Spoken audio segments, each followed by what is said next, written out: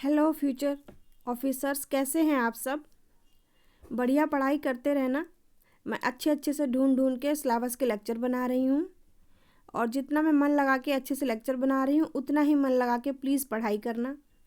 At least 50-60 लोगों का तो सिलेक्शन हो ही जाए इतनी मेहनत करने के बाद में।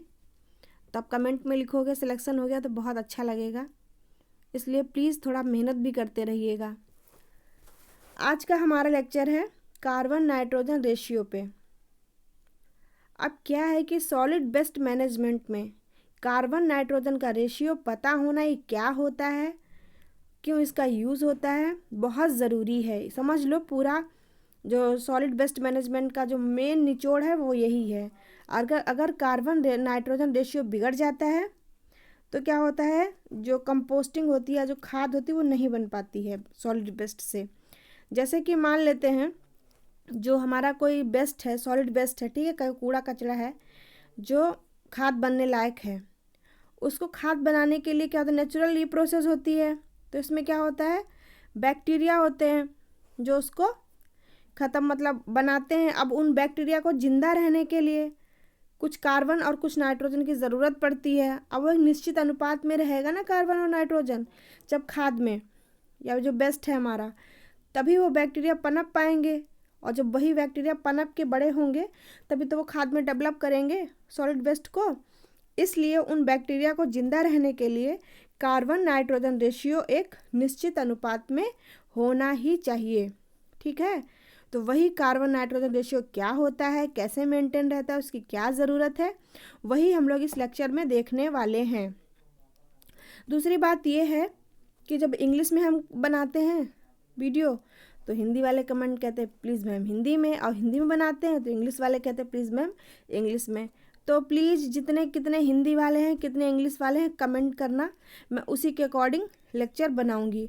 और वैसे मैंने सोचा है कि मैं इसको अभी इंग्लिश में बना रही हूँ, इसका जस्ट बाद में एक हिंदी का भी बना दूँगी, और देखूँगी कौन ज़्यादा देखा जाता है, उसी के अकॉर्डिंग मैं प्रेफरेंस में बनाऊँगी, ठीक है। तो शुरू करते हैं। Carbon nitrogen ratio, what is carbon nitrogen ratio, तो देख लेते हैं।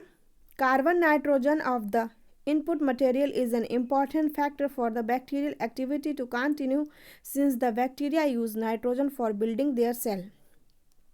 कह रहा है कार्बन और नाइट्रोजन का एक रेशियो होता है, उसको मटेरियल क्यों उसमें मिलाया जाता है, क्यों उसको सही रखा जाता है, क्योंकि ये क्या है, ये बहुत ही इंपॉर्टेंट फैक्टर है। किसके लिए, बैक्टीरियल एक्टिविटी के लिए, यानी बैक्टीरिया जो अपना खाद बनाने की जो प्रोसेस करें उसके लिए बहुत ज़रूरी है। तो क्या कह रहा है, continue since the bacteria use nitrogen for building their cell. जो बैक्टीरिया होते हैं जो वेस्ट को खाद में कन्वर्ट करते हैं, वो नाइट्रोजन का यूज़ करते हैं, किस लिए, अपनी सेल्स को बनाने के लिए, या अपनी बॉडी सेल्स को बनाने के लिए, ठीक है।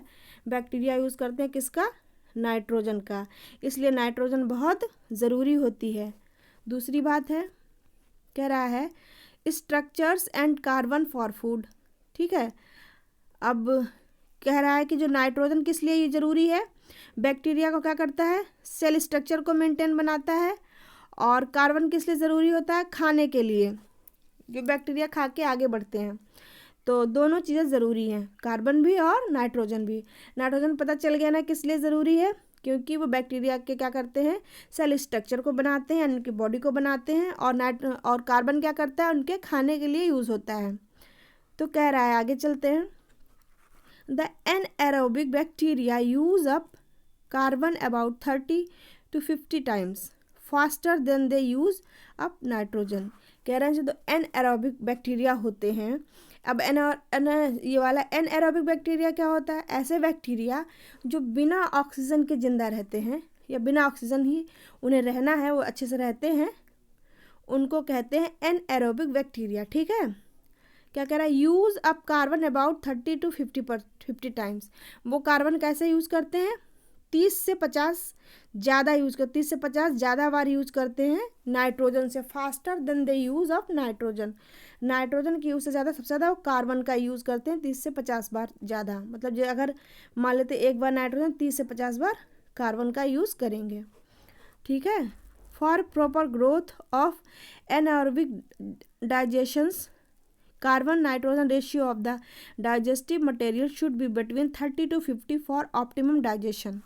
कह रहा है इसलिए क्या है कि जो मतलब कार्बन और नाइट्रोजन का रेशियो रखा जाता है एनएरोबिक डाइजेशन में, उसमें क्या करते हैं कि कितना रखते हैं 30 से 50 फॉर ऑप्टिमम, मतलब बढ़िया डाइजेशन के रखते, इसके बढ़िया डाइजेशन के लिए रखते हैं। तो अब समझ में आ गया होगा 30 से 50 रेशियो क्यों रखते हैं, क्योंकि वो लोग कार्बन ज़्यादा यूज़ करते हैं नाइट्रोजन की अपेक्षा, इसलिए जो इनका रेशियो होता है 30 से 50 ज़्यादा रखा जाता है नाइट्रोजन से कार्बन को। आगे चलते हैं, कह रहा है when there is too much of carbon, अगर कह रहा है कि अब इससे ज़्यादा 30 से 50 से अगर कार्बन ज़्यादा हो गई तो क्या होगा, carbon nitrogen ratio is higher than the optimum, मतलब 30 से 50 से ज़्यादा हो गया तब then nitrogen will be used up and carbon left over thereby leaving the digestion of organic. कह रहा है कि अगर ज़्यादा हो जाएगा 30 से 50 से तो क्या होगा, नाइट्रोजन तो ख़त्म हो जाएगी, क्योंकि नाइट्रोजन से 30 से 50 गुना ज़्यादा यूज़ करते हैं कार्बन, और कार्बन क्या करेगा, बच जाएगा।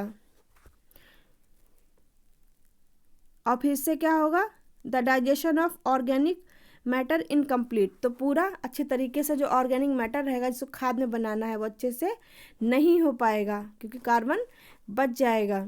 आगे चलते हैं, अभी हो गई कार्बन की हालत, तो कार्बन ज़्यादा हो जाएगा 30 से 50 तो क्या होगा। अब कह रहा है कि अगर नाइट्रोजन, वही स्थिति नाइट्रोजन के साथ आ गई, when there is too much of nitrogen, अगर नाइट्रोजन बहुत ज़्यादा हो गई तो क्या होगा, carbon nitrogen ratio is lower than the optimum. अब क्या हो जाएगा, रेशियो क्या होगा, लोअर हो जाएगा, कम हो जाएगा। Then the carbon get exhausted, carbon ख़त्म हो जाएगी, एंड फर्मेंटेशन स्टॉप, और जो मतलब किण्वन होता है, फर्मेंटेशन मतलब कचड़े को खाद में बनने की जो प्रोसेस है वो रुक जाएगी, leaving nitrogen in the digester which combines with nitrogen to form ammonia. और क्या हो जाएगा, नाइट्रोजन ज़्यादा होने से क्या होगा, अमोनिया क्या करेगी, नाइट्रोजन अमोनिया बना देगा हाइड्रोजन के साथ मिलके, तो NH3 डेवलप हो जाएगा। This can inhibit growth of bacteria mostly the methane formers, और ये क्या हो जाएगा, मेथेन का फॉर्म कर देगा। The anaerobic digestion requires an optimum CN ratio of 30 to 50, इसीलिए जब भी एनारोबिक डाइजेशन होगा उसमें हमें कार्बन और नाइट्रोजन का रेशियो कितना रखना चाहिए, 30 से 50 ही रखना चाहिए। ठीक है, अब अच्छे से समझ में आया होगा आई थिंक कार्बन और नाइट्रोजन का रेशियो क्या है और क्यों रखते हैं। एक बार समरी में देख लेते हैं इसका। कह रहा है कि अगर कार्बन ज़्यादा हो जाएगा तो कार्बन बच जाएगा लास्ट में, तब भी प्रोसेस नहीं होगी, और अगर नाइट्रोजन कम हो जाएगा तो क्या कर देगा, प्रोसेस को धीमा कर देगा। तो ये चीज़ें फिर से देख लेना, 2 बार 3 बार लेक्चर देख लेना, समझ में आ जाएगा। ये हो गया रेशियो। अभी आगे चलते हैं, थोड़ा सा और इसको समझना है अभी। अब देख लेते हैं क्या है, अभी तक 30 से, अब ये समझ में 130 या 150 के बीच में ही रेशियो होगा कार्बन और नाइट्रोजन का, सॉरी नाइट्रोजन और कार्बन का। अब देख लेते हैं क्या है, कह रहा है कि the CN ratio of the MSW यानी municipal solid waste compost was 14.5। The CN ratio determines the extent of composting and degree of compost maturity. जो CN का रेशियो होता है वो क्या करता है, ये डिसाइड करता है कि कंपोस्टिंग की मतलब खाद बनने की डिग्री कितनी होगी, कितना टाइम लगेगा, ये कौन डिसाइड करता है, CN का रेशियो ही डिसाइड करता है। और ये आइडियल कितना है, 14.5 है। अगली बात क्या कह रहा है, the CN ratio narrow down as nitrogen remains in the system. अगर नाइट्रोजन बच जाती है while some of the carbon is release as CO2, तो क्या होता है, कुछ कार्बन CO2 के रूप में रिलीज हो जाती है, निकल जाती है। और CN रेशियो क्या होता है, अगर 25 से ज़्यादा रहता है लाइकली इंडिकेटेड स्टेबल कंपोस्ट, तब क्या होता है, ये हाँ भाई बढ़िया सी खाद या कंपोस्ट बन गई है। अगर 25 से ज़्यादा रहता है CN ratio, it is a general indicator of whether a compost will raw plants roots nitrogen. ये एक जनरल कंपोजिशन है। आगे क्या कह रहा है, the ideal finished compost should have CN ratio between 15:1 and 25:1। कह रहा है कि जो आइडियल फिनिश्ड कंपोस्ट यानी बहुत अच्छी खाद बनने के लिए, जो लास्ट में बहुत अच्छी खाद बने, उसके लिए सी/एन रेशियो कितना होना चाहिए? कार्बन 15 गुना और नाइट्रोजन 1 गुना। मतलब अगर 1 भाग नाइट्रोजन है तो 15 गुना कार्बन होगा, और कितना हो सकता है? 25 गुना कार्बन 1 गुना नाइट्रोजन, इससे कम नहीं होना चाहिए। आगे क्या कह रहा है? हाई सी/एन रेशियो यानी 30 से भी जब ज़्यादा होगा, यानी कार्बन 30 होगा, नाइट्रोजन 1 होगा, indicates non stability of the compost. तब क्या होगा? कंपोस्ट जो बनेगी, खाद जो बनेगी, नॉन स्टेबल होगा। And low C N ratio indicate the low organic matter. तो जो अब कम होगा, अगर रेशियो कम होगा कार्बन नाइट्रोजन का, तो लो ऑर्गेनिक मैटर दिखाएगा, या फिर high nitrogen content in compost, या तो फिर दिखाएगा नाइट्रोजन बहुत ज़्यादा है। Ideal compost feedstock mixture should have an initial C N ratio of about 30 during the compost process.